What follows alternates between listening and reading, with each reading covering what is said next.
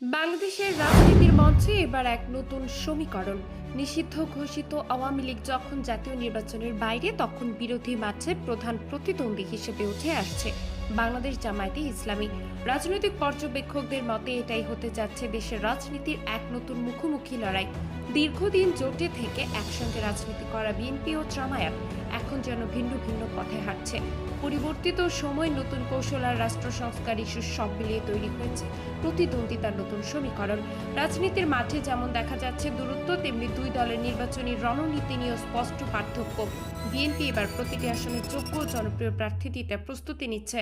অন্যদিকে জামায়াত ইতিমধ্যে তফসিল ঘোষণার আগে প্রার্থীর তালিকা প্রকাশ করে চমক দেখিয়েছে। দলটি এবার দেশের প্রায় 2/3 আসনে একক প্রার্থী দেওয়ার সিদ্ধান্ত নিয়েছে। বিএনপি সূত্র জানিয়েছে দলটি ইতিমধ্যে প্রার্থী বাছাই প্রক্রিয়া শুরু করেছে। ফ্যাসিবাদ বিরোধী যুগপৎ আন্দোলনের শরিক দলগুলোর মধ্যে থেকেও কিছু সম্ভাব্য প্রার্থীকে সবুজ সংকেত দেওয়া হয়েছে। দলটির লক্ষ্য তফসিল ঘোষণার আগে পুরো প্রক্রিয়া শেষ করে নির্বাচনী প্রচারণায় এগিয়ে থাকা, পরবর্তীতে আনুষ্ঠানিকভাবে প্রকাশ করা হবে চূড়ান্ত প্রার্থী তালিকা।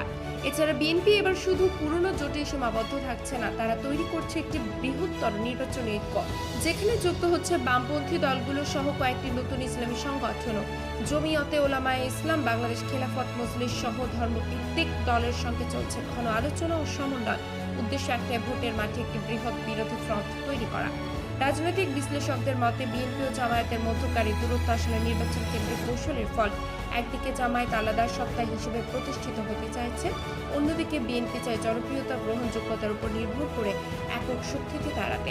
সম্প্রতি বিএনপির ভারপ্রাপ্ত চেয়ারম্যান তারেক রহমান এক বক্তব্যে বলেন, নির্বাচনী প্রতিযোগিতা থাকবে।